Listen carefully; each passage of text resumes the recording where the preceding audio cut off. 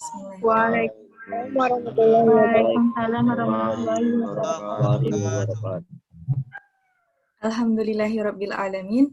Assalatu wassalamu ala asrafil anbiya'i wal mursalin sayyidina Muhammadin wa ala alihi wa sahbihi ajma'in. Amma ba'du. Selamat pagi dan salam sejahtera untuk kita semua. Pertama-tama, marilah kita panjatkan puji dan syukur kepada Allah Subhanahu wa taala yang telah memberi rahmat, taufik, dan hidayahnya sehingga kita bisa berkumpul meskipun secara virtual di tengah pandemi COVID-19 dengan keadaan sehat dan walafiat.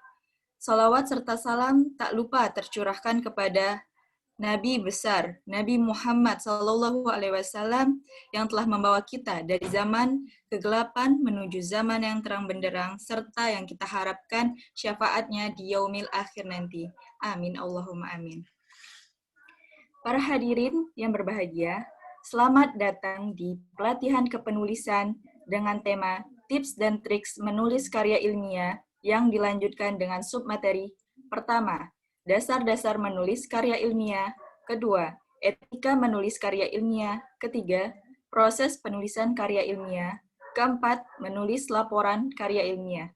Acara ini diselenggarakan oleh Komunitas Inspirasi Malam Wilayah Bengkulu dan didukung oleh Inspirasi Kita, Inspirasi Abdad, Komunitas Aksaraya Semesta, Pesantren Azania, Himpunan Mahasiswa Ilmu Komunikasi Universitas Muhammadiyah Bengkulu, Himpunan Mahasiswa Jurusan Tarbiyah IAIN Kota Bengkulu, Raja Event, dan Sobat Inspirasi. Baiklah, sebelum memasuki acara pada pagi hari ini, perkenankanlah saya untuk memperkenalkan diri. Nama saya Astri Arnamalia yang akan memandu acara ini hingga akhir. Marilah kita buka acara pada pagi hari ini dengan mengucapkan lafaz basmalah. Bismillahirrahmanirrahim. Bismillahirrahmanirrahim. Bismillahirrahmanirrahim. Acara selanjutnya adalah pembacaan ayat suci Al-Quran kepada Saudara Heru. Kami persilahkan. Assalamualaikum warahmatullahi wabarakatuh. Waalaikumsalam. Warahmatullahi wabarakatuh.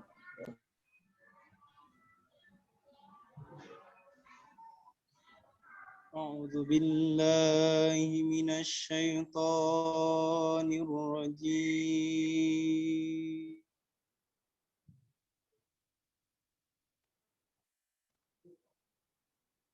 Bismillahirrahmanirrahim.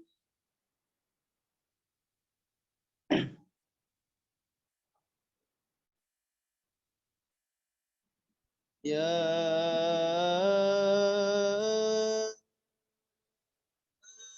ayyuhalladzina amanu idza qila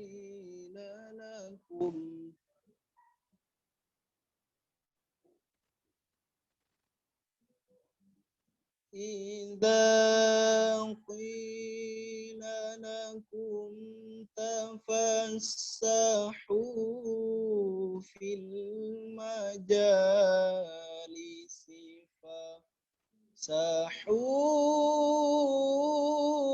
yafsahillahu lakum.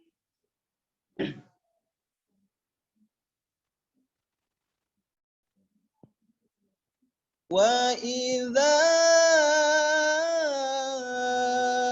qila shuzu fashuzu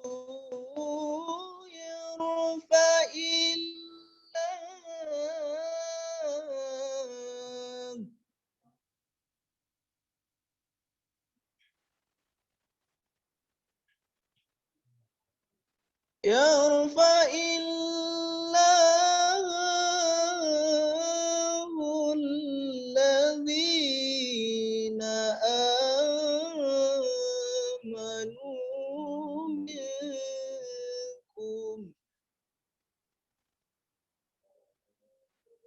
والذين أوتوا العلم درجات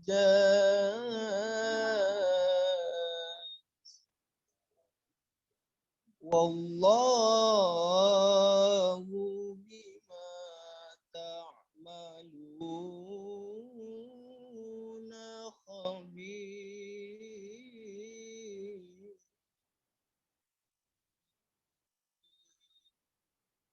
Sadaqallahul azim. Wabillahi taufiq wal hidayah. Assalamualaikum warahmatullahi wabarakatuh. Waalaikumsalam. Waalaikumsalam warahmatullahi wabarakatuh. Terima kasih kepada Saudara Heru atas pembacaan ayat suci Al-Qur'annya. Semoga baik yang mendengarkan maupun membaca mendapatkan pahala di sisinya. Amin. Allahumma amin.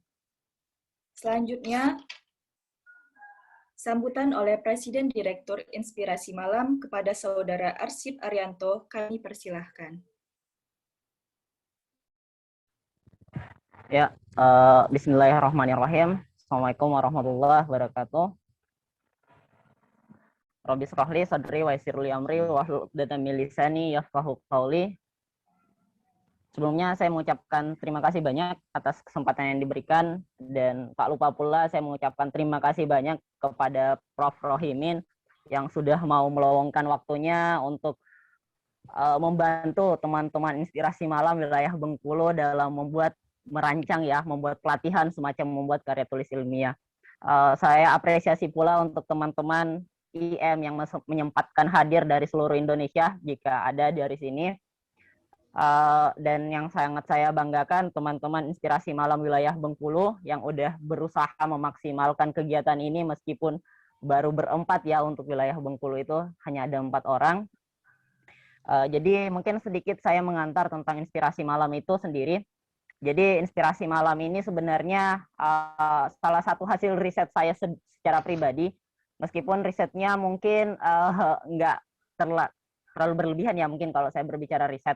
Ini hanya sekedar keresahan saya secara pribadi sebagai mahasiswa pada saat itu, sebagai mahasiswa masyarakat, mahasiswa Makassar, yang saya melihat mahasiswa yang katanya agent of change, social of control, problem solving, tapi nyatanya pada saat mereka pasca kampus, mereka hanya menambah jumlah pengangguran panjang, mereka hanya menambah beban Indonesia itu tersendiri.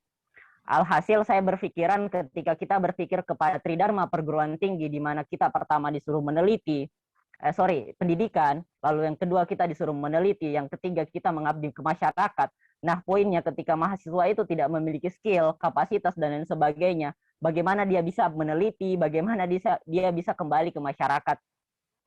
Nah, makanya itu menjadi keresahan saya secara pribadi, makanya membuat gerakan yang berbentuk dunia maya, dan alhamdulillahnya ini ada di 34 provinsi, dan di antara 150-an kru Inspirasi Malam itu tidak ada satupun yang pernah bertemu melalui dunia nyata.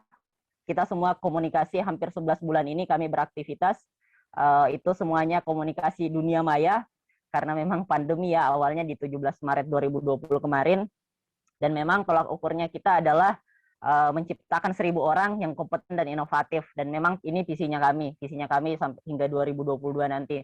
Jadi tolak ukur dari Inspirasi Malam ini sebenarnya diselaraskan dengan SDGs, Sustainable Development Goals, di mana SDGs itu merupakan tujuan dari banyak negara yang ingin mencapai sesuatu 17 tujuan hingga 2030 nanti. Nah, sehingga saya pikir saya nggak tahu ya kalau ada di luar yang saya ketahui, tapi Inspirasi Malam salah satu komunitas online yang memang berfokus di poin keempat, yaitu pendidikan. Karena salah satu pemikiran saya bahwa ketika pendidikan itu baik, maka yakin dan percaya SDM ini baik.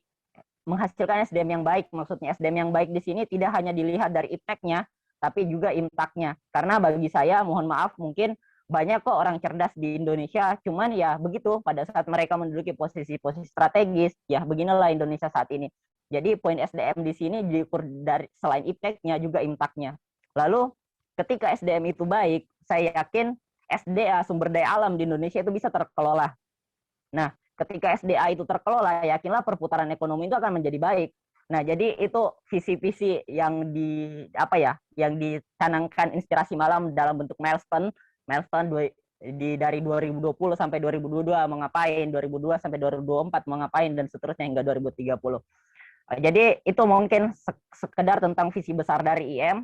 Nah, memang fokusnya kita adalah kenapa kita melakukan pemekaran wilayah di 34 provinsi, karena targetnya kita setelah kita nanti memaksimalkan pemekaran wilayah di 34 provinsi, kita akan berbicara kabupaten kota, dan memang kalau memungkinkan sampai kecamatannya, karena target kita utamanya adalah desa, pemberdayaan desa. Jadi kalau saya ditanya, justru keberlimpahan itu ada di desa, potensi itu ada di desa, lahan tidur dan lain sebagainya ada di desa, karena ketika kita berbicara kota yang ada hanya kemacetan, polusi udara, dan industri mungkin atau apapun itulah. Dan ya kalaupun kita kerja di sana ya hanya sebagai apa ya? Ya mungkin pekerja industri dan lain sebagainya.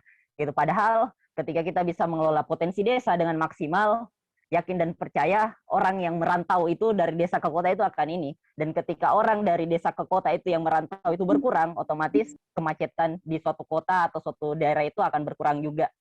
Nah, itu mungkin gambaran tentang bagaimana IM. Dan selain IM itu Inspirasi Malam itu berfokus kepada pendidikan, kebetulan memang memaksimalkan dalam pengelolaan sumber daya manusia. Dan alhamdulillah saya juga sebagai relawan sekarang di Gempa Sulbar. Dan ini sudah menjadi hari ke-23 saya di Sulawesi Barat. Dan jadi di sini memang sedang berusaha menyuplai juga. Jadi Inspirasi Malam juga itu sedang memfunding donasi. Jadi kami di sini rencananya sedang berusaha mengumpulkan donasi untuk membangun Huntara.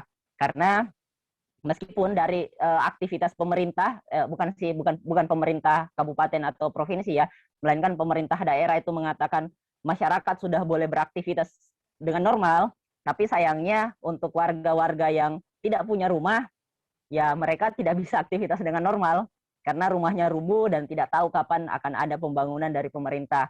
Selain itu, ketika kita merujuk kepada gempa yang ada di Palu, itu teman-teman atau bapak-bapak sekalian di sana sudah 2 tahun lebih masih ada kok yang tinggal di tenda pengungsian. Jadi ketika orang-orang di Sulbar ini bernasib sama, ya makanya kami mencoba untuk meringankan beban mereka. Jadi saya pikir itu mungkin sedikit tentang gambaran Inspirasi Malam, bagaimana tupoksi kerjanya. Kenapa saya bercerita seperti ini? Karena kebetulan saya lihat IM itu kan ada di beberapa di 34 provinsi kan, dan sedang berusaha membangun relasi dengan sivitas akademika dan lain sebagainya. Siapa tahu mungkin ke depannya Inspirasi Malam bisa berkolaborasi dengan kampus-kampus mana saja. Karena Inspirasi Malam insya Allah juga akan melaunching project, itu Inspirasi Cendekia. Jadi Inspirasi Cendekia ini lebih berfokus kepada bidang penelitian, riset, dan lain sebagainya. Karena mohon maaf nih Prof, berdasarkan pengalaman saya kuliah Prof, skripsi itu hanya menjadi ajang untuk seremonial untuk wisuda.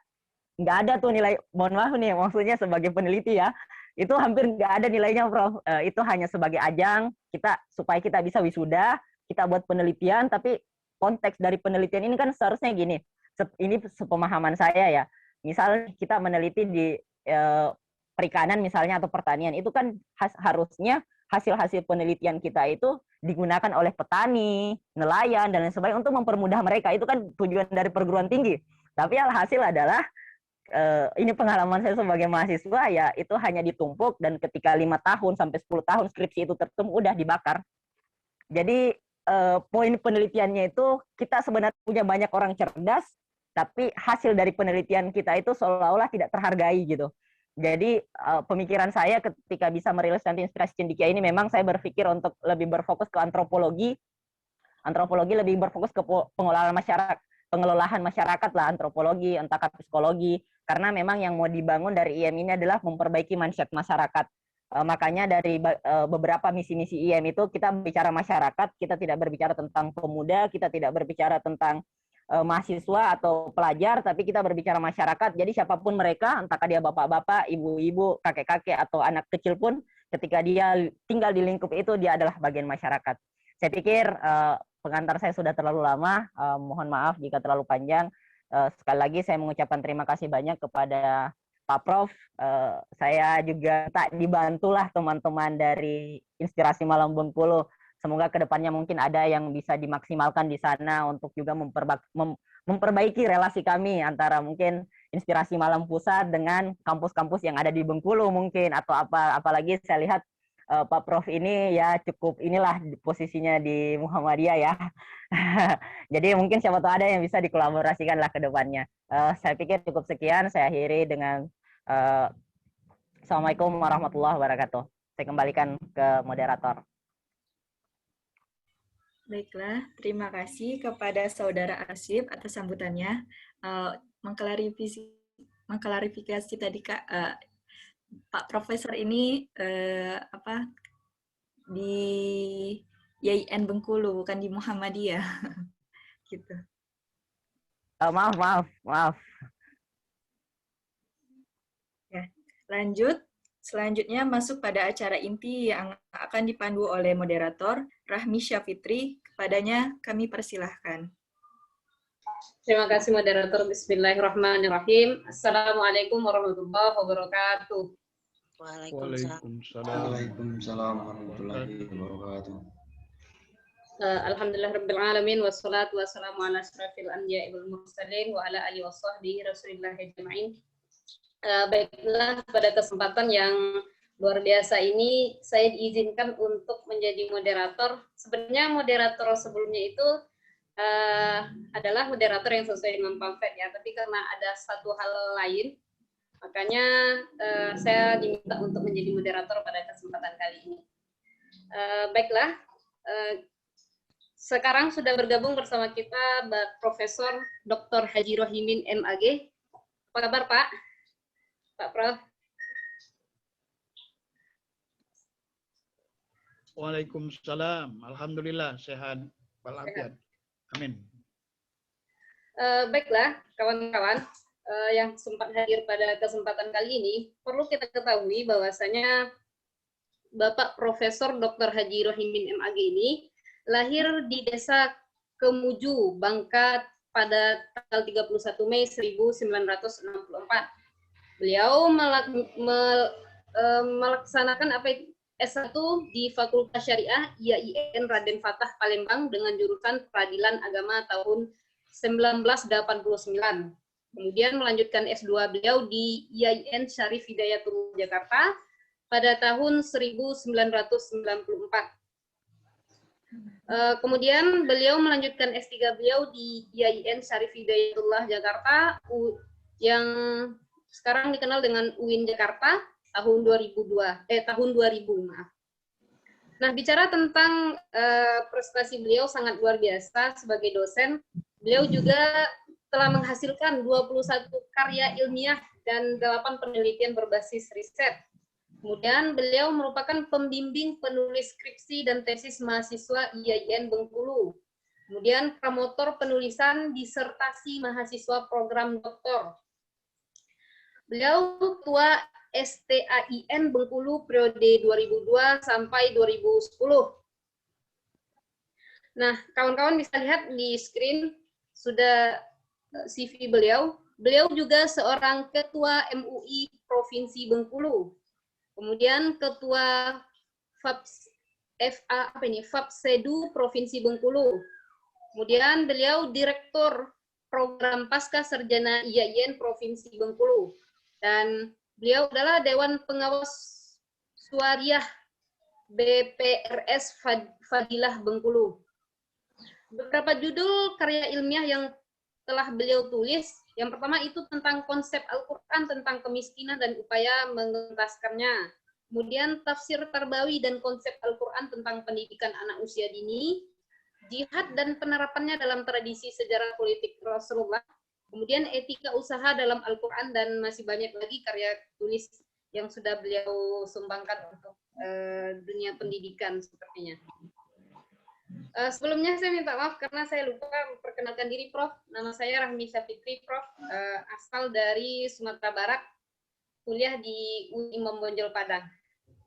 Amin. Mungkin untuk menghemat langsung saja masuk ke, saya serahkan kepada Profesor untuk memandu dan memberi ilmu kepada kita pada hari ini.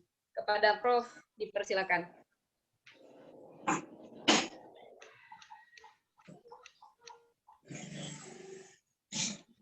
Baik. Assalamualaikum warahmatullahi wabarakatuh. Waalaikumsalam. Waalaikumsalam warahmatullahi wabarakatuh. Warahmatullahi wabarakatuh. Alhamdulillah wa syukrulillah wassalatu wassalamu ala rasulillah. Yang saya hormati segenap jajaran pengurus Inspirasi Malam, baik Pusat maupun Bengkulu, adik-adik peserta pelatihan penulisan karya ilmiah, jamaah, ini jamaah Zoomiyah, peserta Zoom ya, dalam pelatihan kita. Saya ucapkan terima kasih dan puji syukur kepada Allah. Salawat dan salam kepada Nabi Muhammad Sallallahu Alaihi Wasallam. Saya sangat bangga sebagai orang tua, dosen senior, dengan keinginan adik-adik untuk melaksanakan kegiatan ini. Jadi sekali lagi saya ucapkan terima kasih atas prakarsa kegiatan webinar ini. Dan ucapan terima kasih juga atas permintaan untuk menjadi narasumber atau ikut ambil bagian dalam kegiatan yang sangat berharga ini. Saya tidak tahu apa alasan-alasan ya saya diminta untuk menyampaikan dalam pelatihan ini terkait dengan tips atau trik menulis karya ilmiah. Saya ingin mengatakan bahwa menulis itu adalah ibadah. Menulis itu adalah berkarya. Dan menulis itu menghargai ciptaan Allah Subhanahu wa Ta'ala. Oleh karena itu jangan takut untuk menulis apapun bentuk tulisan itu sebelum sampai ke penulisan karya ilmiah itu. Jadi kalau karya ilmiah seperti disampaikan oleh Presiden Inspirasi Malam tadi, mulai dari ya makalah, kemudian skripsi, di tingkat magister itu ada tesis, kemudian di tingkat doktor itu ada disertasi, itu salah satu produk resmi akademik. Tetapi menulis itu di mana saja. Menulis itu di mana saja dan dia ibadah. Selama dia mendatangkan kemaslahatan, mendatangkan manfaat, dan berguna untuk banyak orang. Saya memiliki pengalaman bahwa alhamdulillah sampai kepada prestasi akademik sebagai seorang guru besar itu karena tulisan. Jadi adik-adik mungkin bisa dilihat di Google Scholar saya, ada sejumlah tulisan yang saya publikasi dan sampailah kepada prestasi akademik yang di kampus, yaitu guru-guru besar. Dan guru besar saya adalah dalam ilmu Al-Quran. Tetapi pengabdian saya itu di masyarakat. Jadi saya banyak terlibat dalam kegiatan-kegiatan sosial masyarakat melalui majelis dakwah, kemudian Nahdlatul Ulama, dan terakhir di Majelis Ulama Indonesia Provinsi Bengkulu. Jadi ada keuntungan memang kalau kita sudah mengawali dengan menulis apa yang ingin kita abdikan itu, maka data-data yang kita sampaikan itu menjadi valid. Jadi kita tidak asal bicara, tapi apa yang kita bicarakan itu, apa yang kita gagaskan itu adalah berdasarkan temuan-temuan data di lapangan. yang kemudian itu kita tulis, ya, kita tulis. Kemudian dakwahnya adalah di masyarakat. Jadi sekali lagi, jangan takut untuk menulis. Menulis itu adalah ibadah, menulis itu adalah berkarya, dan menulis itu adalah dakwah. Jadi dakwah bil kitabah. Menulis dakwah dengan menulis. Dan dakwah dengan tulisan itu punya dampak pengaruh yang panjang. Karena nanti tulisan kita itu akan dibaca orang. Dan jangan takut untuk menulis, bahwa menulis itu tidak baik. Jadi jangan takut salah, jangan takut tidak sempurna. Karena kalau kita menulis juga tidak baik menurut orang, tetapi menurut kita baik, maka ketidakbaikan tulisan kita itu membuka ruang orang lain untuk menulis. Itu yang disebut dengan kritik. Jadi membuka ruang untuk orang lain, memberi kritik kepada kita, sehingga membuat orang itu mau untuk menulis. Nah, ini sebagai pengantarnya ya, sebagai pengantar. Jadi kalau lagi misalnya tidak mood, misalnya lagi bete kalau anak muda sekarang, atau ya lagi split personality, maka tumpahkan dalam tulisan. Apakah itu dalam bentuk buku harian, ya buku harian, atau buku catatan, atau dalam bentuk puisi, novel dan lain sebagainya, karena tulisan itu pada satu saat dia akan menjadi dokumen hidup kita.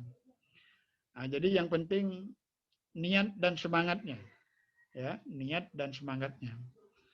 Sayang kita sudah menulis dalam bentuk WA misalnya, itu tulisannya panjang, tetapi isinya adalah curhatan. Tetapi bagaimana kalau itu kita tuangkan dalam bentuk tulisan yang bermanfaat. Jadi ini pernyataan awal dulu. Jadi nyatakan dan akui bahwa semua kita itu punya potensi untuk menulis. Setiap kita itu memiliki bakat untuk menulis. Tinggal bakat itu mau kita kembangkan atau tidak. Nah, jadi potensi itu ada pada kita. Pada kita, kalau kita ingin mengembangkan bakat menulis kita itu, maka dia akan menjadi produk, akan bermanfaat, akan dibaca orang. Jadi bahwa pada setiap orang itu ada bakat untuk menulis. Kemudian menulis itu bagaimana kita menuangkan gagasan. Jadi kadang-kadang ketika kita duduk bersama, bahkan kadang-kadang ketika berada di kamar mandi, itu muncul gagasan. Maka setelah kita keluar dari kamar mandi, maka tuliskan gagasan itu.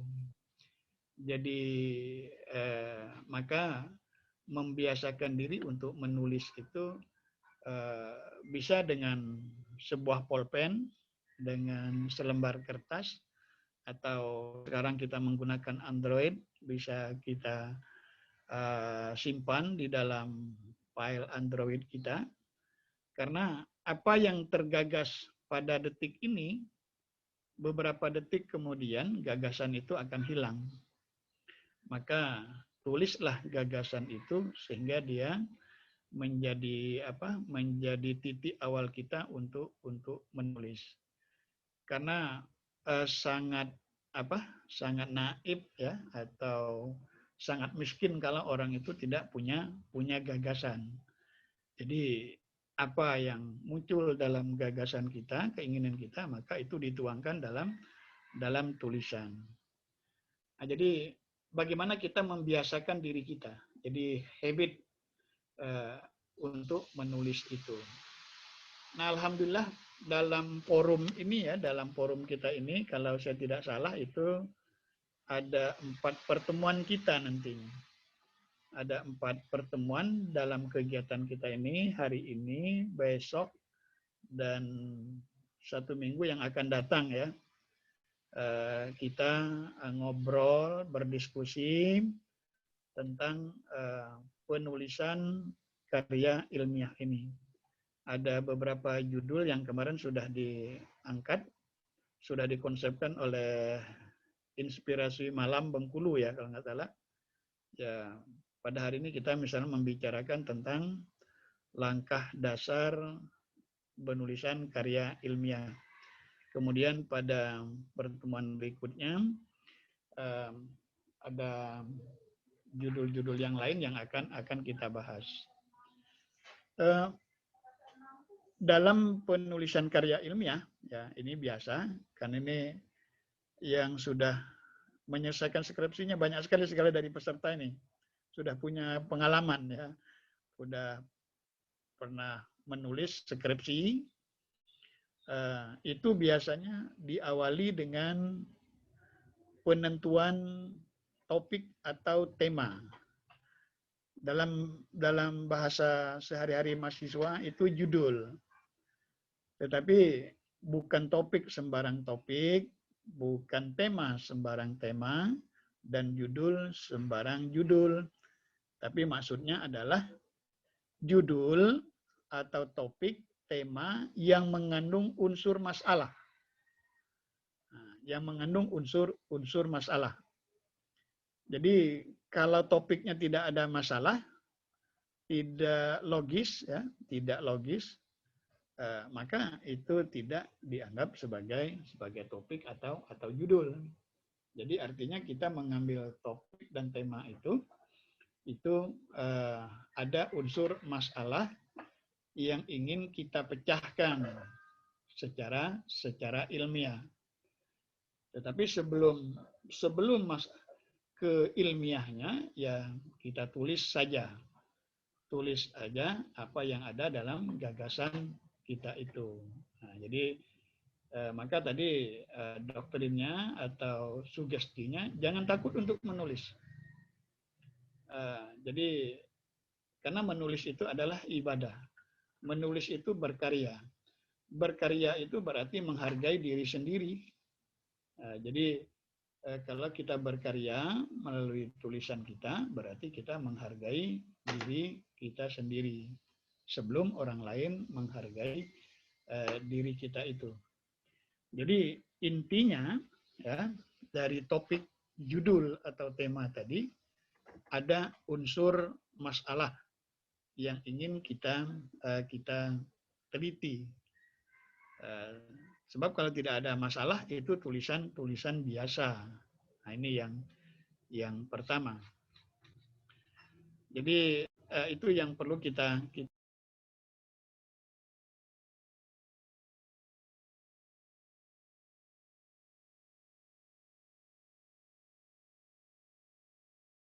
takut untuk menulis, karena menulis itu adalah ibadah, karena menulis itu berkarya. Silahkan mari kita mulai untuk menulis, gitu kan. Nah, biasanya umumnya ya di perguruan tinggi, bahkan mulai dari tingkat sekolah menengah pertama, kemudian menengah atas, tulisan itu ada tulisan yang berbasis penelitian. Jadi kalau presiden kita tadi, dia melakukan pengabdian, dia melakukan penelitian. Nah, kalau dia tulis apa yang dia alami, maka dia menjadi karya tulis ilmiah. Nah, biasanya ada 4 paling tidak. Ini paling tidak. Walaupun ada yang lain ya. pertama yang sering disebut dengan penulisan karya ilmiah berbasis penelitian kepustakaan atau yang sering kita sebut library research. Nah, jadi ada 2 buku, 3 buku, 4 buku, dan seterusnya yang kita baca, kita miliki, maka kita ingin menulis, memecahkan masalah berdasarkan bacaan kita itu. Misalnya kita ingin meneliti tentang suatu situs sejarah, maka kita cari buku-buku yang berkaitan dengan sejarah itu. Setelah kita baca, kalau dia skripsi, kita hanya diminta untuk menscribe. Nah, jadi skripsi itu tingkatnya kita kumpul data-datanya, kita tulis secara sistematis, ada tujuannya, ada kegunaannya, ada dasar penulisannya, latar belakang masalahnya, ada penelitian terdahulunya, maka kita berarti memecahkan masalah kita tadi secara sistematis ilmiah. Jadi beberapa istilah dalam skripsi itu misalnya latar belakang masalah, kemudian penelitian terdahulu, ada tujuan penelitian, kegunaan penelitian, kemudian ada pokok masalah, sebelum masalah itu ada identifikasi masalah, rumusan masalah, baru masalah. Itu langkah-langkahnya. Artinya apa? Kita itu ingin memecahkan masalah itu secara sistematis. Walaupun dalam pikiran kita, itu sudah bisa memecahkan masalah itu, tetapi tidak sistematis. Nah, tetapi melalui karya tulis, dia menjadi sistematis, menjadi logis. Nah, jadi syarat-syarat ilmiah itu kan dia logis, masuk akal untuk dipecahkan, kemudian dipecahkan secara sistematis melalui langkah-langkah ilmiah, akademik, kemudian dia bersifat empiris, berdasarkan data-data. Nah, ini biasanya penelitian kepustakaan. Saya kira kita sudah bisa memaklumi dari penulisan karya ilmiah berbasis penelitian. Pertama adalah penelitian kepustakaan atau library research. Kemudian yang kedua, karya ilmiah kita itu berbasis penelitian kualitatif. Nah, jadi penelitian kualitatif untuk sebuah karya ilmiah ini penelitian yang bergulir, sehingga dikenal dalam penelitian kualitatif itu apa yang disebut dengan fenomenologis. Jadi apa yang ada di lapangan kita dengar, kita tulis dan kita catat, dan kita tidak mengikuti keinginan kita. Tugas kita adalah mencatat, menulis. Maka tulisan karya ilmiah kita itu adalah karya ilmiah yang berbasis penelitian kualitatif. Bahasa sederhananya, ya kita turun ke lapangan, didengar apa yang terjadi di lapangan, kemudian kita tulis, kita catat, dan itulah yang menjadi kesimpulan kita. Jadi kita tidak menulis itu menurut pemikiran kita, tetapi apa yang ada di lapangan. Maka dalam penelitian kualitatif ini biasanya dikenal dengan responden. Siapa yang menjadi sumber kita itu. Maka apa yang kita lihat di lapangan, apa yang kita dengar, kemudian kita tuliskan, maka dia menjadi karya ilmiah. Nah, ini penulisan karya ilmiah berbasis penelitian. Jadi berbasis penelitian kualitatif. Ada karya tulis ilmiah berbasis penelitian dengan penelitian kuantitatif. Nah ini di kampus, di anak-anak S1 biasanya sering disebut dengan penelitian angka-angka. Maka dalam penelitian kualitatif ini ada variabel biasanya, ada hubungan, kemudian ada keterpengaruhan. Jadi kita mengukur melalui rumus-rumus statistik dalam penelitian kuantitatif kita itu, dan hasilnya kita tulis dalam karya ilmiah kita. Maka karya ilmiah kita itu disebut dengan karya ilmiah atau penulisan karya ilmiah berbasis penelitian. Bentuknya adalah kuantitatif. Nah, ini yang biasa dikenal di kampus. Kemudian untuk tingkatan kita ada yang keempat, penulisan karya ilmiah berbasis penelitian pengembangan. Nah, yang dikenal dalam dunia penelitian research and development. Jadi ada keinginan kita untuk mengembangkan dari yang sudah ada. Karena yang sedang ada itu dianggap belum maksimal atau dianggap belum sempurna, maka kita ingin mengembangkan. Misalnya tadi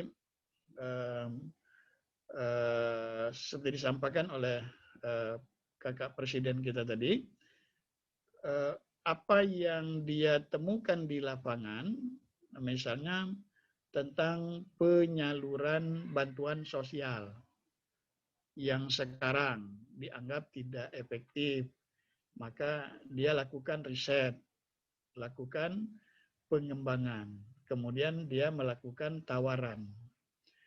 Nah, ini yang dimaksud dengan penelitian pengembangan atau research and development itu, yang bahasa umum disebut R&D, jadi research and development. Nah, ini salah satu bentuk metode penelitian yang baru yang biasa dikembangkan. Nah, jadi kembali kepada karya ilmiah, kalau kita sudah menggunakan tahapan-tahapan ilmiah, maka dia dianggap sebagai karya ilmiah, bukan karya yang lepas. Berbeda dengan kita menulis ya. Kita menulis untuk untuk koran misalnya, untuk majalah, untuk tabloid. Maka dia sifatnya informatif. Jadi nanti di antara kita yang ingin menjadi kolumnis misalnya, ingin menjadikan tulisan itu sebagai produk, dan dia menjadi lapangan entrepreneur. Karena banyak teman-teman kita, saudara-saudara kita, yang dari tulisannya itu menghasilkan. Jadi kalau dia rajin menulis di majalah, di koran, dia menjadi kolumnis, dari kerja kolumnisnya itu menghasilkan. Maka dia tulisan itu sudah menjadi sebuah kegiatan entrepreneur, kewirausahaan. Ya sama dengan kita melakukan penelitian. Jadi penelitian kita yang berbasis dana misalnya, ada dana dari pemerintah atau ada dana dari sebuah lembaga pendidikan, maka kegiatan penelitian itu menjadi kegiatan yang entrepreneurship, menjadi sumber ekonomi. Nah, jadi sekali lagi jangan takut untuk menulis, dan jangan takut tulisan kita itu dikritik orang, tulisan kita itu diremehkan orang, karena tulisan tidak baik pun menurut orang itu dia akan bermanfaat, karena menjadi objek objek penelitian orang lain. Jadi paling tidak itu kerangkanya, ya, kerangkanya ketika kita ingin menulis karya ilmiah itu. Ini mau kontak dulu ke hostnya, ke moderatornya. Nanti kita ada dialog ya, ada diskusi. Assalamualaikum, mana hostnya tadi? Rahmi. Rahmi. Mungkin Nanti Rahmi. kita ada diskusinya kan, ada dialog, tukar pikiran, kemudian ada tanya jawab ya. Ya. Ada. Oh iya, baik. Jadi untuk materi kita dalam langkah-langkah dasar penulisan karya ilmiah ini tadi adalah kita membedakan dulu apakah yang kita mau tulis ini berbentuk karya ilmiah atau tulisan kita ini semacam tulisan lepas. Maksud tulisan lepas itu seperti tulisan kita di majalah, tulisan kita di koran, kemudian tulisan kita di media online. Nah, itu lebih kepada penyampaian informasi atau media-media elektronik yang lainnya. Surat kabar, tabloid, kemudian di internet. Nah, itu silahkan. Misalnya melalui Facebook, melalui Instagram, maka silahkan kita untuk menulis. Nah, ke arah penelitian karya ilmiah itu lebih kepada apa tadi yang kalau di kampus itu seperti makalah ya, makalah, kemudian skripsi. Kalau strata 2 itu ada apa tesis, kemudian di program doktor nanti ada namanya disertasi. Nah, sebelum kita melangkah ke karya tulis ilmiah itu, maka tadi bangunkan niatnya. Ya, niatnya adalah niat dan semangatnya bahwa ini adalah ibadah, bahwa ini adalah karya. Jadi ada keyakinan kita. Tidak ada tulisan yang tidak bermanfaat. Pasti ada manfaatnya. Maka mentradisikannya itu, membiasakannya itu adalah dengan semangat untuk memulai.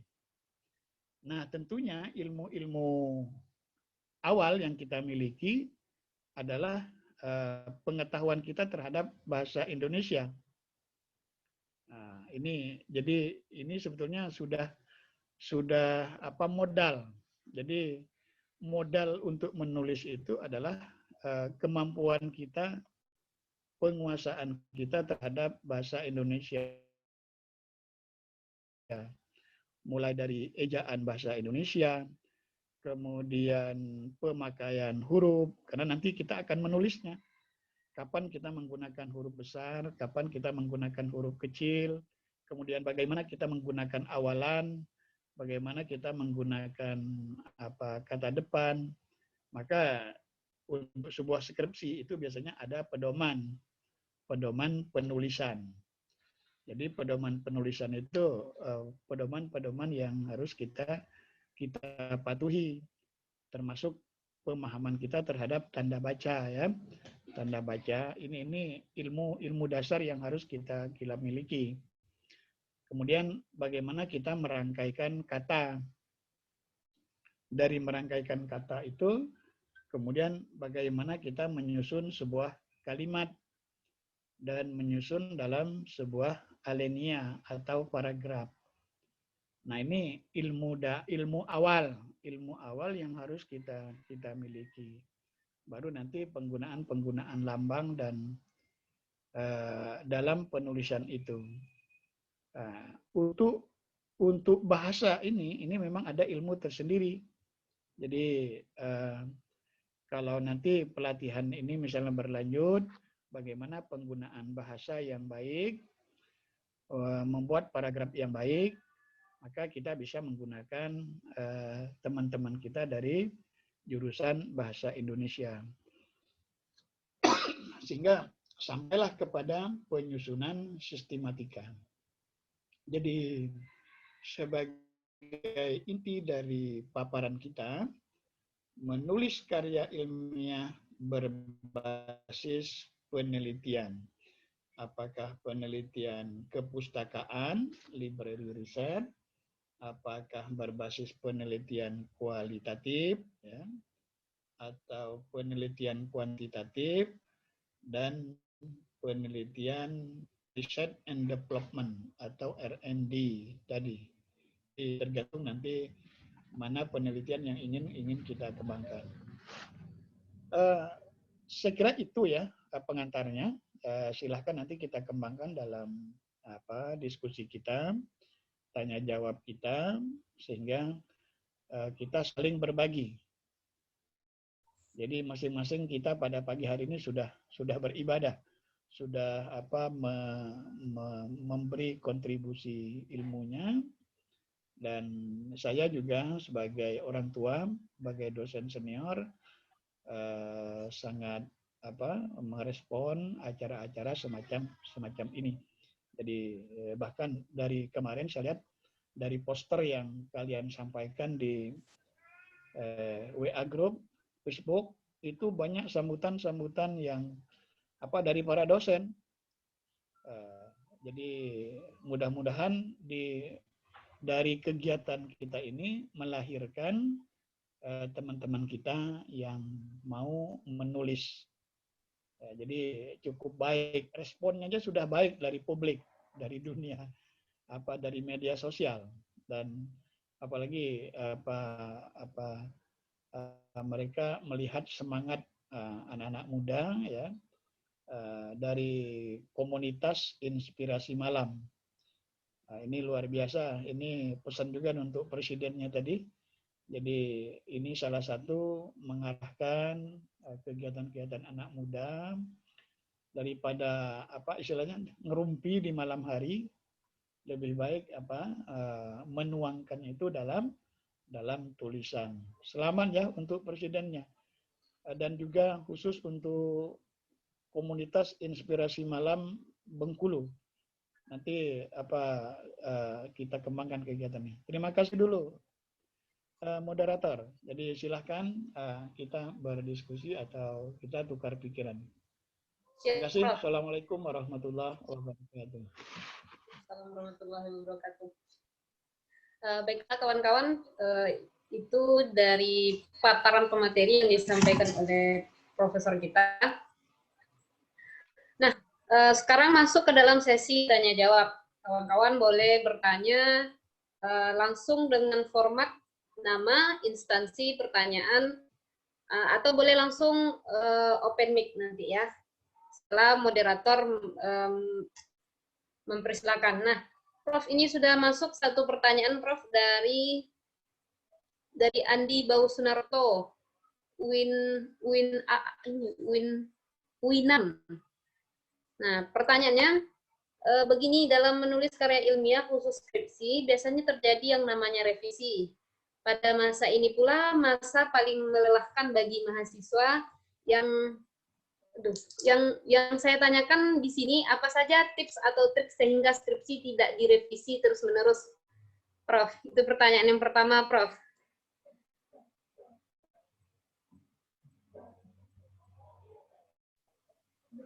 Pertanyaan yang kedua, boleh, Prof? Langsung dijawab, boleh juga, Prof. Oh ya, baik. Ini pertanyaan yang baik sekali ya. Saya tidak tahu apa ini juga pengalaman. Pengalaman dalam berkonsultasi ya. Dari Andi ya tadi ya. Dari siapa tadi pertanyaannya?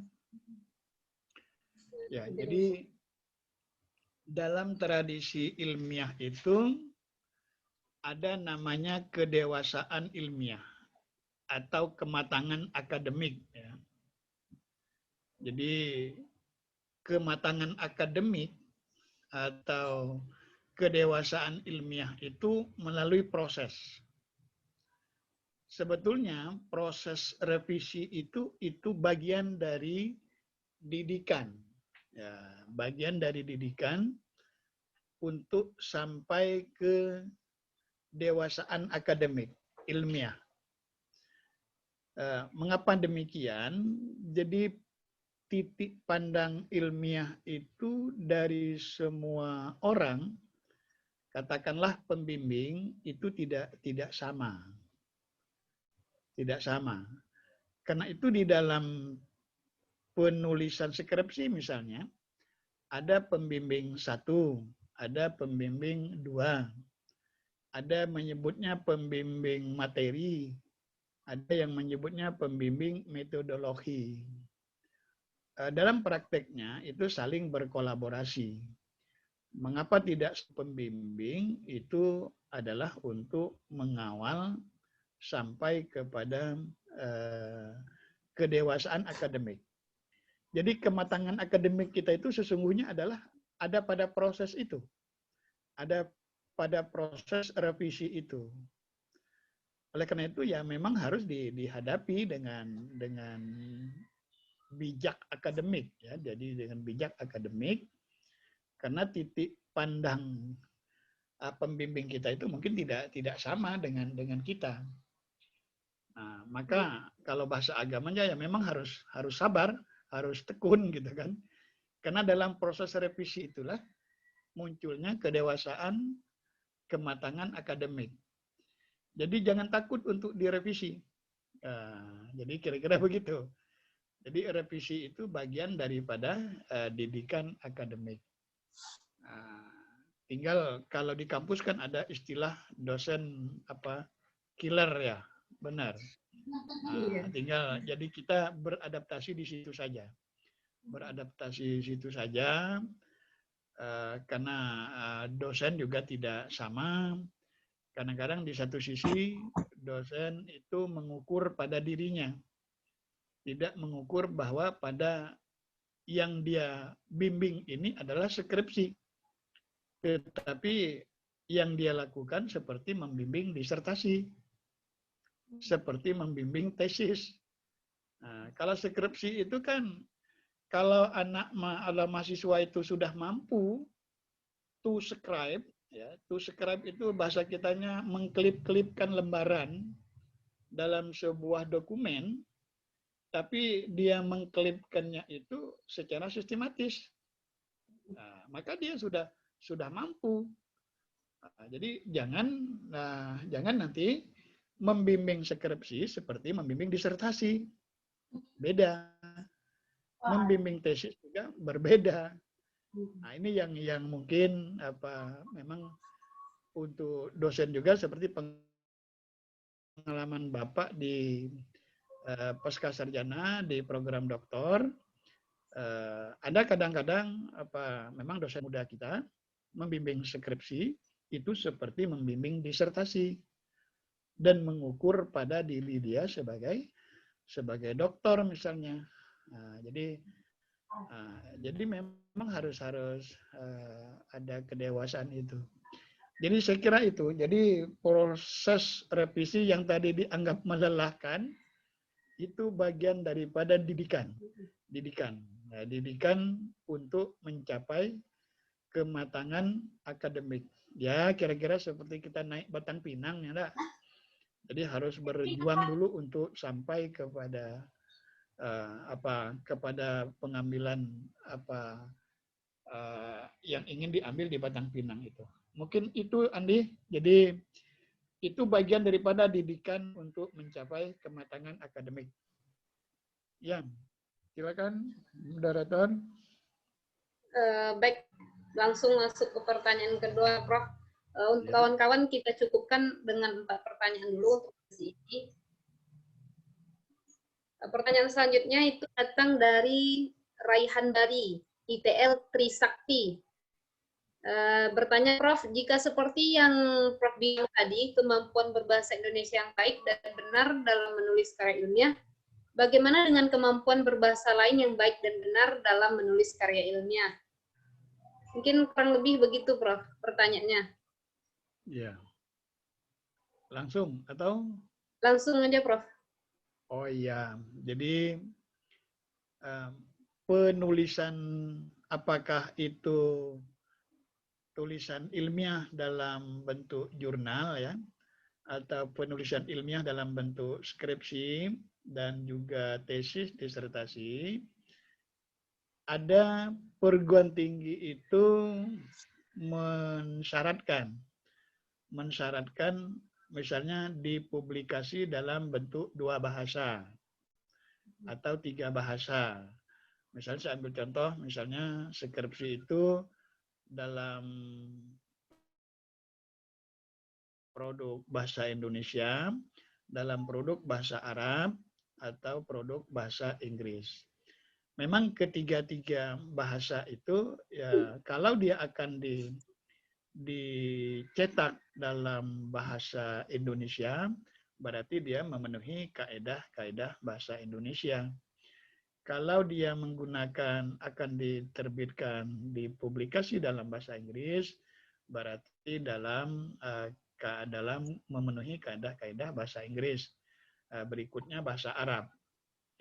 Oleh karena itu biasanya di lembaga pendidikan itu ada namanya tim ya, tim proofreader. Jadi proofreader itu ada orang yang dikumpul di situ untuk melihat alih bahasanya. Nah, tetapi munculkan dulu dalam satu bahasa. Kalau bahasa Indonesia ya bahasa Indonesia. Nah, tinggal kalau penggunaan kata ya bahasa di dalam bahasa Indonesia dalam bentuk bahasa Inggris, maka harus menggunakan kaedah bahasa Inggris yang benar. Nah, maka di dalam penulisan skripsi, tesis dan disertasi, kalau yang dari bahasa asing itu biasanya ditulis dalam bentuk cetak miring ya. Dalam bentuk cetak miring atau di dalam kurung, maka itu harus menggunakan kaedah bahasa Inggris. Jadi melihat publikasinya, apakah bahasa Inggris, bahasa Indonesia. Saya ambil contoh saja, misalnya Bapak menulis dalam sebuah tulisan bahasa Indonesia, tetapi kemudian kita boleh meminta jasa untuk menerjemahkannya itu dalam bahasa Inggris atau dalam bahasa Arab. Tetapi tidak merubah dari substansi tulisan itu. Saya kira itu dari Raihan ya. Jadi pemahaman bahasa Indonesia itu ya paling tidak standar ya. Karena tidak semua orang menjadi ahli bahasa. Dosen juga yang membimbing itu biasanya kan bahasa Indonesianya standar. Paling tidak buku pedoman akademiknya, pedoman penulisannya itu sudah terpenuhi. Ya, itu untuk Raihan. Ya. Dari Trisakti. Cukup, moderator? Cukup, Prof. Pertanyaan selanjutnya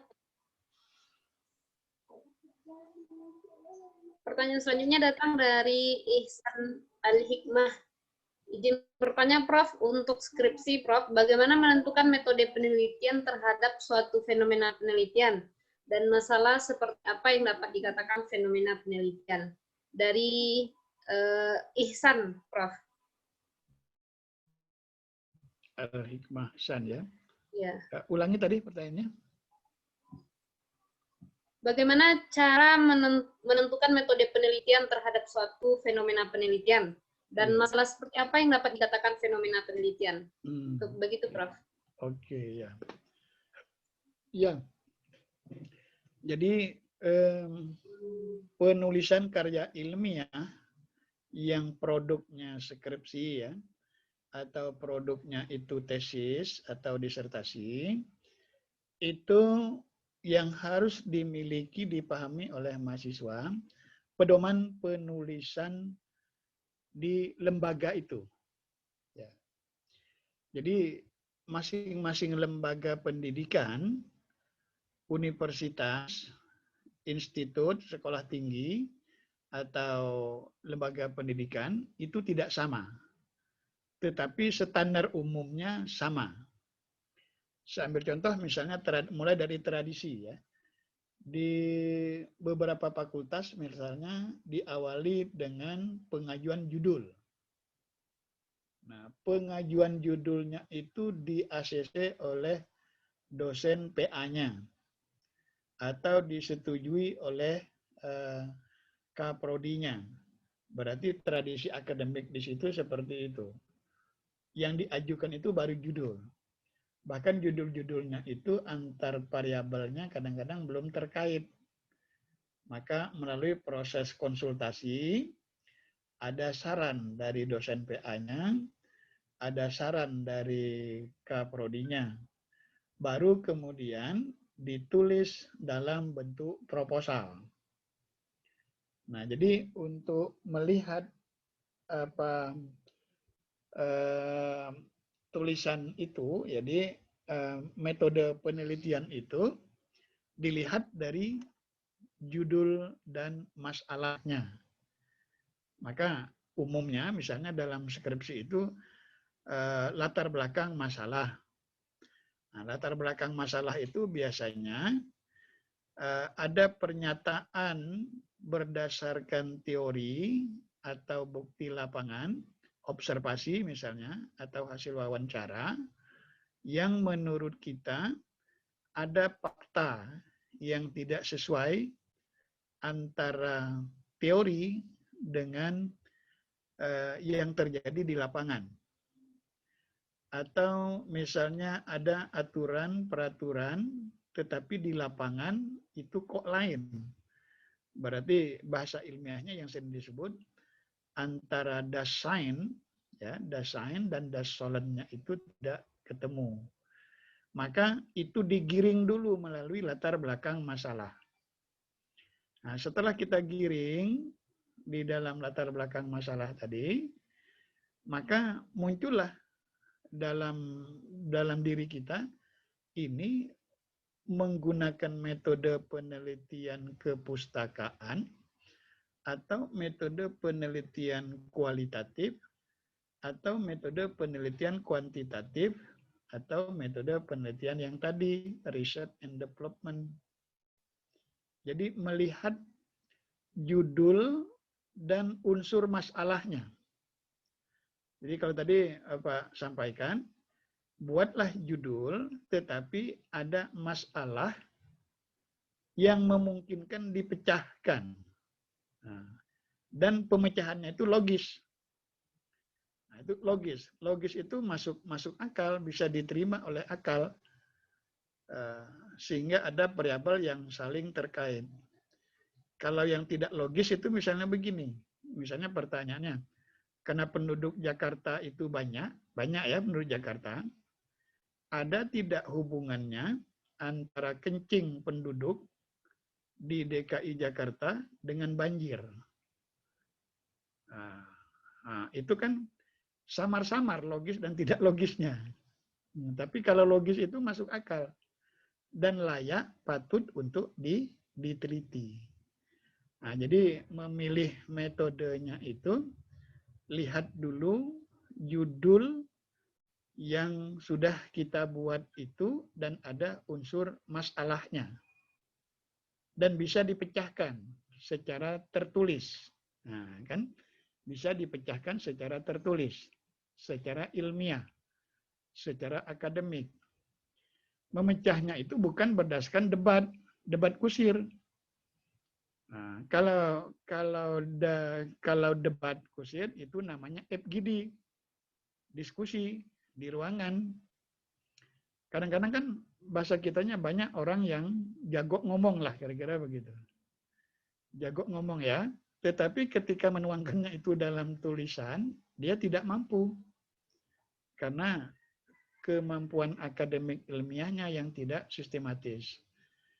Nah, tetapi cenderung orang yang mampu menulisnya itu secara ilmiah, ketika dia sampaikan dalam diskusi, dalam FGD, itu biasanya sangat rasional.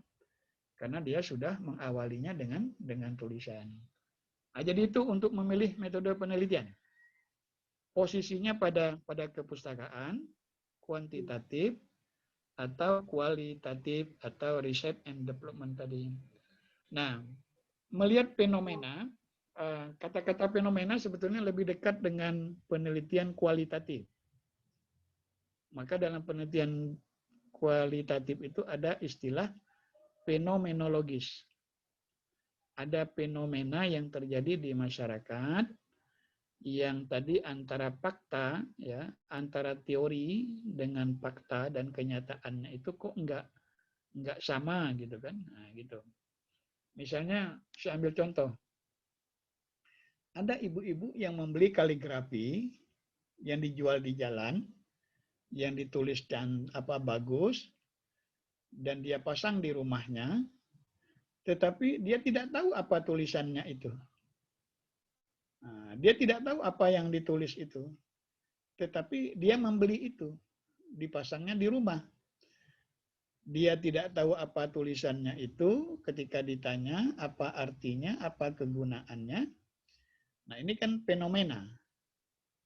Misalnya kaligrafi surah Yasin, atau kaligrafi yang lain. Nah, berarti dia membeli itu hanya sekedar untuk hiasan rumah. Mengapa dia tertarik? Karena ada tulisan Arab misalnya. Nah, itu fenomenal. Jadi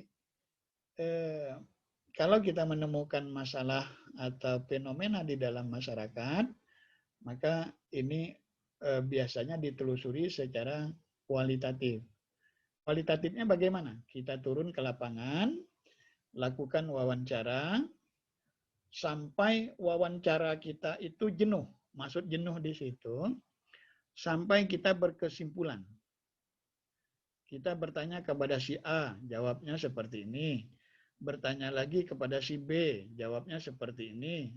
Bertanya lagi kepada si C, pertanyaannya seperti ini. Sehingga dia mendapat satu kesimpulan. Itulah yang dimaksud jenuh. Snowballing. Nah, jadi bergulir. Seperti rantai. Sehingga dia mendapat satu kesimpulan. Nah, itu ya dari siapa tadi? Dari Al-Hikmah tadi ya. Dari Ehsan tadi. Jadi itu gambarannya, Pak Ibu, Pak Saudari moderator, host. Silakan kita kalau masih ada. Pertanyaan terakhir, Prof. Atau misalnya dari teman lain yang bisa memberi jawaban, memberi respon, ya nggak ada. Mungkin kita berbagi sifatnya. Jadi santuy saja, ya santai. Ya, kita tukar pikiran. Itu siapa itu Archib udah senyum-senyum itu. Mungkin ada yang mau disampaikan kan gitu. Ya, silakan. Ada apa lagi pertanyaan? Pertanyaan terakhir, Prof. Dari Henry dari Bandung. Bagaimana cara dan langkah-langkah yang tepat dalam mencari masalah untuk dikaji secara ilmiah? Misalnya sebagai bahan penelitian. Terima kasih, Prof. Iya. Itu pertanyaannya, Prof. Langkah-langkah yang tepat dalam mencari masalah. Ya, baik. Jadi ini saya komentari dulu. Jadi kalau dalam penelitian itu mencari masalahnya bukan mencari gara-gara ya. Iya. Ya beda. Jadi maksud mencari masalah itu intinya adalah ada fakta, ada kenyataan. Ya, di lapangan tidak sesuai dengan pandangan umumnya atau teorinya. Nah, intinya begitu. Kita melihat di lapangan itu ada ketidaksesuaian, ya, tidak seimbang, ya, tidak sesuai dengan teori yang kita miliki. Misalnya begini, orang yang sudah belajar agama, misalnya belajar agama, cenderung dan akhlaknya itu baik. Nah, baik. Atau misalnya yang kita temukan di lapangan, ada fenomena masalah anak-anak milenial misalnya atau ABG itu sudah jarang bersalaman dengan orang tuanya ketika keluar rumah atau pamit misalnya, atau dia berjalan di halayak umum itu tidak menunjukkan perilaku akhlak yang baik. Nah, padahal ilmunya adalah teorinya. Kalau dia sudah belajar agama, dia tahu itu. Oh, ini ada masalah. Di mana masalahnya? Nah, gitu. Nah, jadi teori yang kita pegang dengan fakta di lapangan itu ada kejanggalan. Tadi antara das Sein dan das Solennya itu tidak. Maka ketemulah itu masalah. Nah, baru kemudian kita merangkainya dalam bentuk sebuah judul. Nah, judul. Nah, ketika kita merumuskannya itu dalam judul, ya, Hendria, maka harus ditulis. Intinya jangan ada dalam pikiran. Harus pegang kertas, pegang pena, kalau lagi ngadap laptop, ditulis. Nah, ditulis sehingga mana yang menjadi variabel penelitian ya, dan mana yang menjadi variabel pengaruh dan variabel yang terpengaruh. Jadi bahasa sederhananya dicotang dulu. Nah, tahu dicotang? Nah, dicotang dulu di atas kertas. Nah, jadi kalau sudah kita ambil kertas, kita tulis, oh ini kata-kata ini dibuang dan ditambah dengan kata-kata ini. Kalau kata-kata pada tidak tepat, ganti dengan kata-kata dalam. Nah, jadi variabel ya, terkenal dengan variabel penelitian. Variabel itu bahasa sederhananya begini. Kita bisa memvariasikan ya. Varia itu kan varian. Able itu bisa memvariasikan. Mengembangkannya itu dalam judul. Jadi kita bisa misalnya kain sarung. Kain sarung itu bisa kita variasikan untuk menjadi ayunan. Bisa kan? Bisa kita variasikan untuk menjadi pengikat. Bisa digunakan untuk membatas dinding. Nah, jadi itu yang dimaksud dengan variabel. Kita bisa memvariasikan kata, kosakata di dalam judul kita itu sehingga saling terkait. Nah, saling terkait. Jadi itu langkah-langkah untuk merumus variabel di dalam judul topik. Kita sudah yakin ada masalahnya, tetapi rangkaian variabel kita ini belum terkait, nah, belum saling terikat, gitu kan? Mana yang mempengaruhi, misalnya, mana yang dipengaruhi, mana yang mau kita cari, dan mana yang mau kita pecahkan. Misalnya pengaruh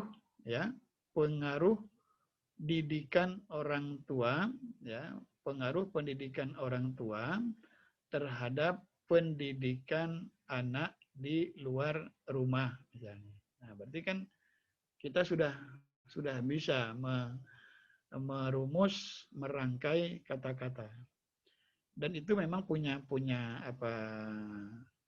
seni tersendiri. Jadi intinya jangan tidak ditulis. Itu pengalaman Bapak. Jadi jangan, kadang-kadang inspirasi itu munculnya sedang ngobrol, kadang ya tadi sedang bekerja, sedang membersihkan pot misalnya, sedang menanam kembang. Maka kalau lagi ingat, cepat-cepat ditulis di atas kertas. Maka saya sarankan kalau adik-adik lagi menulis skripsi, jangan jauh dari pena dan kertas. Dan ya ditulis di atas kertas itu.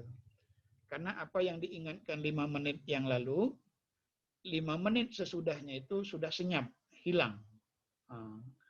Kalau bahasa aslinya itu sudah babo, sudah hilang gitu kan gitu. Maka ditulis. Tapi kalau sudah ditulis kita ngulang lagi, ketemu lagi masalahnya.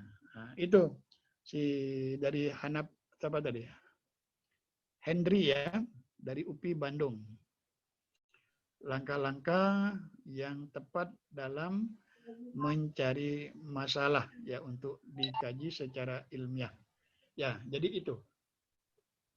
Terima kasih jawabannya dan penjelasannya, Prof.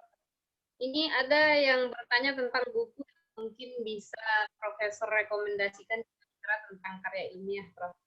Dari Universitas Muhammadiyah Malang. Tentang?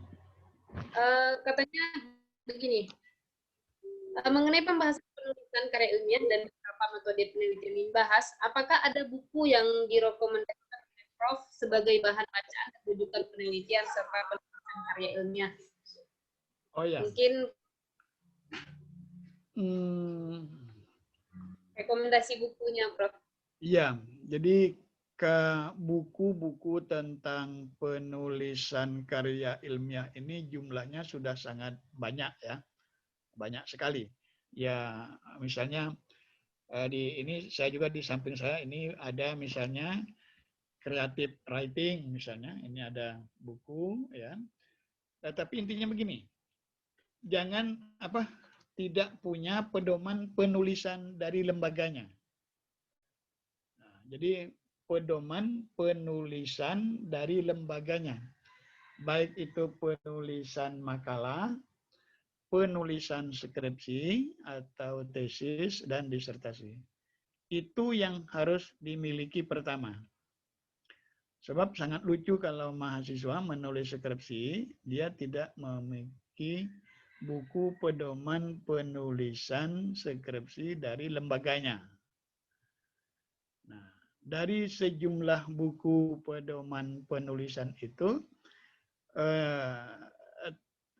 tidak ada yang sama, tapi nuansanya sama, inti ilmiahnya sama. Karena ada model penulisan. Saya ambil contoh misalnya, ada yang menggunakan footnote, catatan kaki. Ada yang menggunakan body note. Ya, body note itu kutipan itu di dalam body skripsi itu sendiri. Kemudian ada yang kalau dulu menggunakan EBIT, logsheet. Kemudian ada lagi cara mengutip berbeda. Nah, itu untuk pedoman penulisannya. Untuk metode penelitiannya itu bisa menggunakan buku metodologi yang lain. Misalnya tadi kalau penelitiannya kualitatif, baca buku metode penelitian kualitatif. Kalau penelitiannya itu kuantitatif, maka dibaca buku penelitian kuantitatif. Kemudian kalau ada kebutuhan untuk statistik, dibaca buku statistiknya. Ini yang umum ya. Jadi kalau Bapak rekomendasikan buku secara khusus, itu nanti lihat bidangnya. Karena Bapak penelitiannya lebih banyak penelitian sosiologi, antropologi, dan penelitian agama, maka yang saya baca adalah buku metodologi penelitian agama, buku penelitian tentang sosiologi, buku metode penelitian hukum. Jadi sesuai dengan bidangnya. Nanti di bidang psikologi lain lagi. Di bidang saintek juga beda. Nah, tapi yang utamanya adalah miliki pedoman penulisan skripsi atau tesis yang dikeluarkan, yang diterbitkan oleh lembaganya. karena itu yang nanti akan dipakai. Saya kira itu saran umum saya dari untuk Tetra Ubaidah ya. Jadi intinya begitu. Ya. Nanti kalau kita melangkah kepada penulisan populer, miliki lagi buku tentang kiat menulis populer.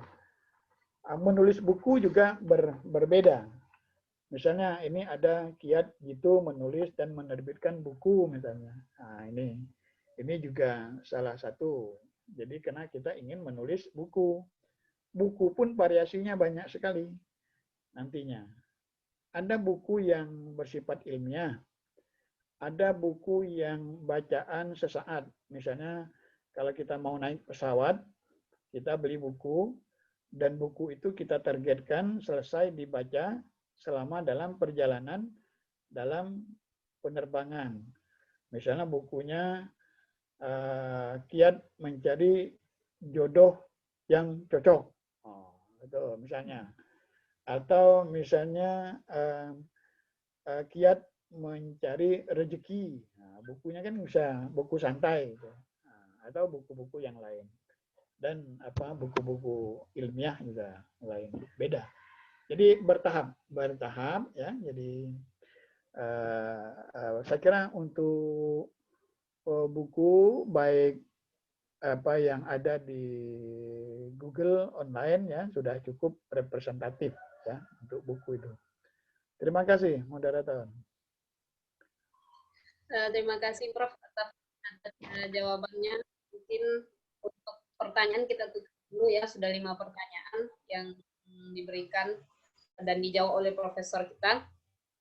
Jika ingin bertanya mungkin di sesi selanjutnya kita akan bertemu lagi dengan Prof. Rohimin.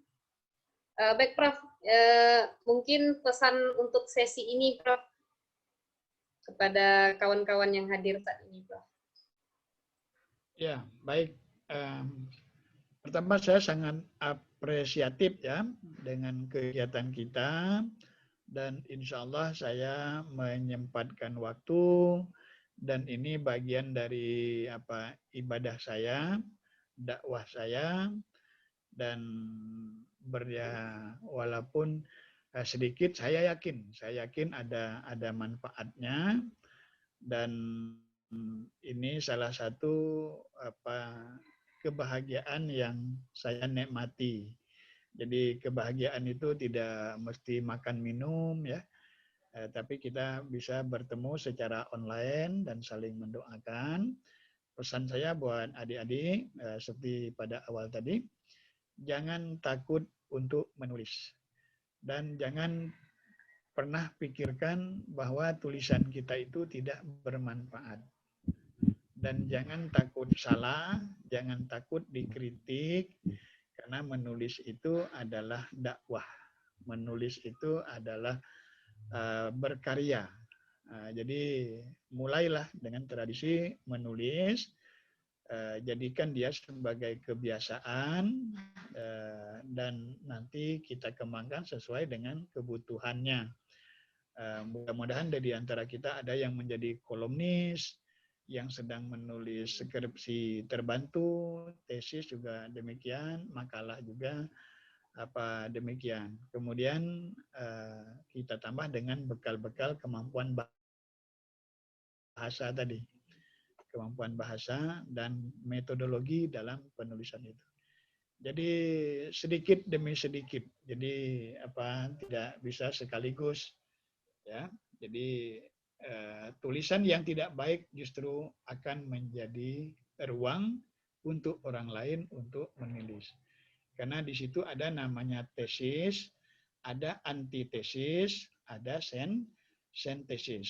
Saya ambil contoh tadi, misalnya orang bilang ada hubungan antara jumlah penduduk Jakarta dengan kencingnya terhadap kejadian banjir.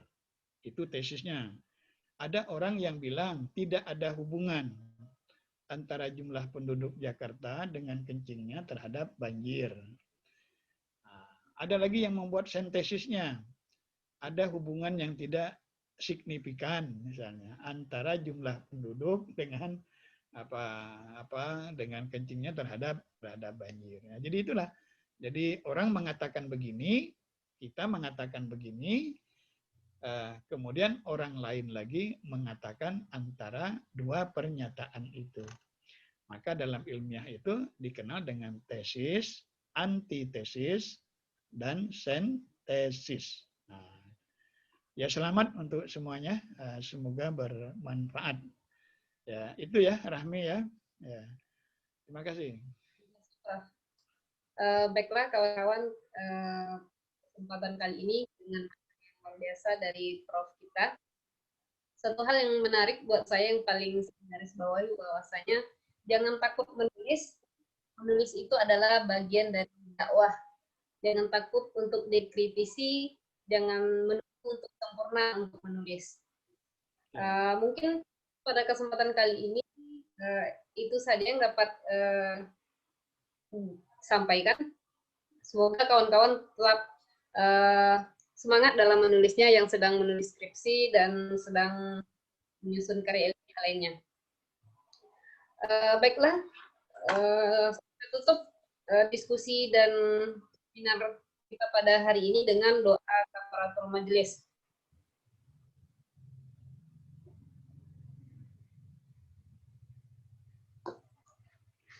Baiklah, saya sebagai moderator pada kesempatan kali ini, saya mohon maaf, Prof, jika terdapat banyak kesalahan. Saya tutup dengan wabillahi taufiq wal hidayah. Assalamualaikum warahmatullahi wabarakatuh. Saya kembalikan kepada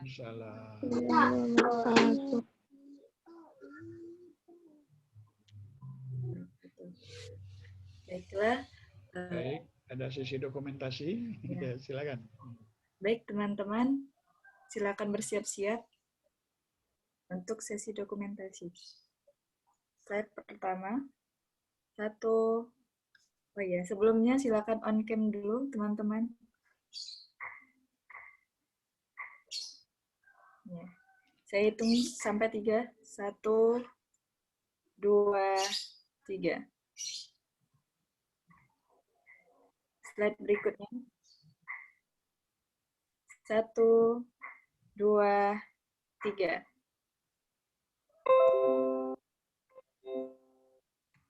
Slide ketiga. 1, 2, 3.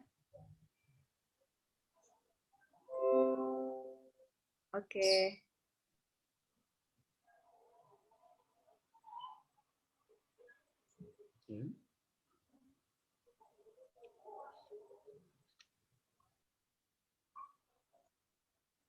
Oke, teman-teman, kita tutup pelatihan untuk hari ini. See you next time untuk pelatihan yang kedua pada hari Minggu tanggal 21 Februari besok.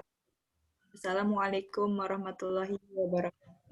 Waalaikumsalam. Waalaikumsalam warahmatullahi wabarakatuh.